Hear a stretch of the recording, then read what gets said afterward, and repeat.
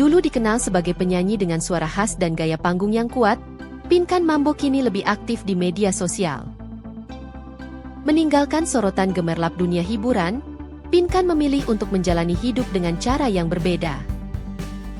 Lewat akun TikTok dan media sosial lainnya, Pinkan mulai rutin membagikan keseharian sebagai penjual makanan. Ia kini dikenal menjajakan donat, pisang goreng, hingga camilan rumahan lainnya. Meski banyak yang awalnya tak menyangka, ia tak pernah malu mengakui bahwa hasil jualannya itu kini menjadi sumber utama penghidupan untuk keluarganya. Ia merasa bangga bisa menyekolahkan anak dan memenuhi kebutuhan mereka dari hasil usaha mandiri, meski hanya berawal dari dapur rumah. Pinkan sempat menuturkan bahwa komentarnya seringkali dipenuhi oleh anggapan dirinya sebagai artis yang meredup, tapi ia justru bersyukur. Biasanya aku dibilang artis redup. Sekarang senang banget karena bisa jadi terang dengan cara sendiri, katanya dalam sebuah wawancara. Donat dan pisang goreng yang ia buat dengan tangan sendiri kini menjadi jalan rezeki yang tak pernah ia sangka sebelumnya. Ia pun mengenang masa-masa sulit yang sempat ia lewati beberapa tahun lalu. Saat itu, ia harus mencari cara agar tetap bisa makan dan memberi nafkah bagi anak-anaknya. Mulai dari menjual tempe goreng ke tetangga, meminjam uang dalam keadaan terdesak, hingga pernah harus bangun dini hari untuk mengantarkan donat ke rumah-rumah.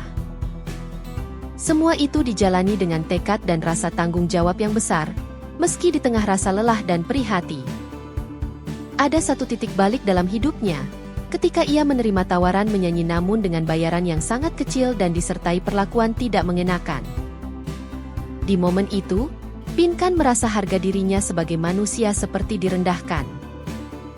Ia bahkan mengaku sempat menangis karena merasa dihina, namun tetap menerima pekerjaan tersebut karena saat itu yang ia pikirkan hanyalah anak-anak harus makan. Dari situlah lahir tekad untuk memulai usaha sendiri. Ia ingin punya sesuatu yang bisa jadi pegangan tanpa harus bergantung pada belas kasih atau penilaian orang lain. Sejak itu, ia mulai membangun bisnis kecil-kecilan dan perlahan menata ulang arah hidup. Aku harus punya usaha supaya aku nggak direndahkan orang, ucapnya, sambil mengenang titik terendah dalam hidupnya. Kini, setelah melalui berbagai pasang surut, Pinkan merasa jauh lebih kuat. Ia tak lagi peduli dengan sebutan atau label yang diberikan orang lain. Baginya, bisa menafkahi anak dengan cara yang jujur dan mandiri adalah pencapaian yang lebih besar dari sekadar popularitas. Ia ingin menjadi bukti bahwa tak apa jika harus memulai ulang, selama punya semangat dan tekad untuk bangkit.